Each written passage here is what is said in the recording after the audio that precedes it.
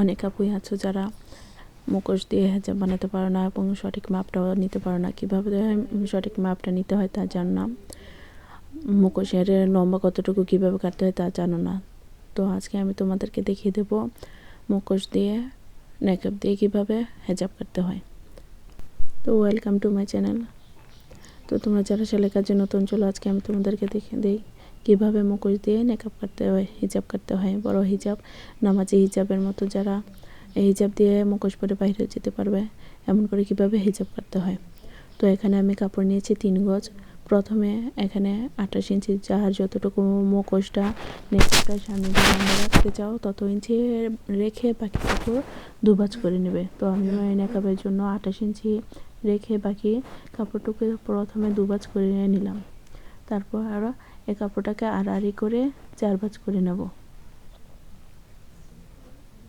আমি যেভাবে করতেছি তোমরা ঠিক তেমন করে যদি ভাঁজ করে নাও তাহলে খুব সুন্দরভাবে হবে। কাপড়টাকে খুব ভাঁজ করে সমান করে আড়াআড়ি করে 4 পাট করে নিতে হবে প্রথমে। তো এখানে আমি 43 ইঞ্চি লম্বায় হেজাবটা কাটবো। তো আমি প্রথমে মাথা থেকে উপর থেকে এই কোনা কাপড়ের কোনা থেকে 43 ইঞ্চি লম্বা মেপে নিলাম। তারপরে তোমরা এখানে রেখে আমি একটা কেচি কিংবা শক্ত একটা কোনো কিছু জিনিস দিয়ে কিংবা মাথায় ফিতাটাকে আটকে রেখে 43 ইঞ্চি, তো আমি 43 ইঞ্চি লম্বায় পুরোটাকে মেপে নিয়েছি সমান করে। তারপরে স্কেল দিয়ে মার্ক করে নিলাম যাতে সমানভাবে কাটতে পারো। তো এইভাবে তোমরা প্রথমে পুরোটা এঁকে নিয়ে তারপর কেটে নেবে। তো তোমরা যে যতটুকু লম্বা করতে চাও সেই অনুযায়ী লম্বাটা মেপে তারপরে আগ দিয়ে কেটে নেবে এভাবে।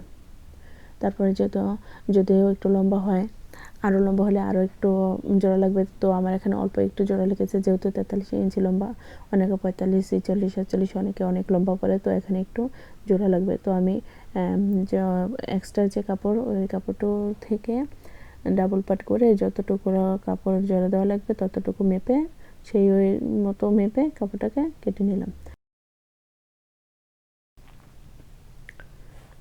এভাবে জোড়া দিয়ে নেবে।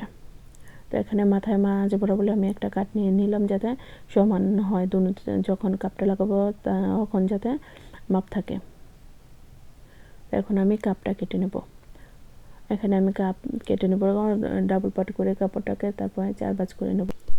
এখানে আমি 4 ইঞ্চি বাই 3.5 ইঞ্চি মাপে কাপড়টাকে কেটে নিলাম। এটা কাপ।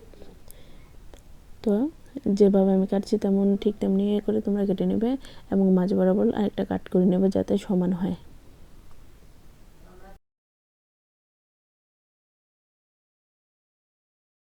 যে কাপড়টাকে রেখেছিলাম সেই কাপড়টাকে ভাঁজ করে নেব 2 ভাঁজে, যে যতটুকু লম্বা চাও, যে যতটুকু পাশে চাও। তো এখানে আমি 28 ইঞ্চি লম্বা নিয়েছিলাম, তো 28 ইঞ্চিতে মার্ক করে নিলাম এবং উপর সাইডে আমি 8.5 ইঞ্চি, তো 8 8 16 17 ইঞ্চি হবে নেকআপের উপর দিক থেকে। তো এটা মেপে নিলাম এবং রাউন্ড করে কোনাকুনিভাবে কাট করে আর নিচ থেকে রাউন্ড শেপে কেটে নিতে হবে। তো আমি মার্ক করে নিচ্ছি, দেখো তো যেভাবে মার্ক করে নিচ্ছি সেভাবে কেটে নেব।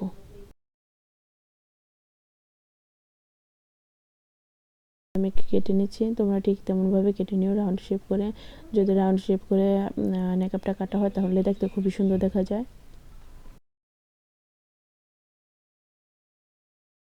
আমার উপরে নেকআপটা কাটা দেখো কত সুন্দর হয়েছে।